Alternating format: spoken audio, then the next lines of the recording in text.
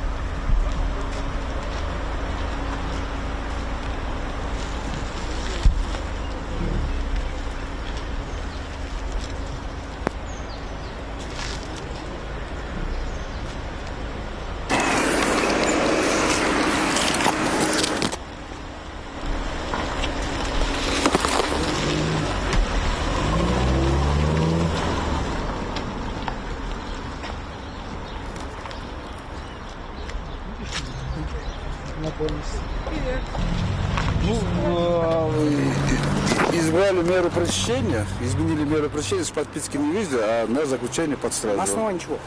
Какие были попытки? На основании того, что он будет, что будет воспрепятствовать следствию, что ему предельно особо тяжкое обвинение.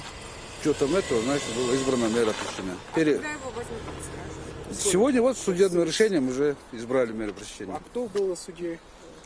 Судья Бурамбаев. Бурамбаев, да? да? Следователя можете назвать? Ну, следователь Сабыров, А как вас зовут? Каримов, Учкун. Чкун Карим, Да, да? да.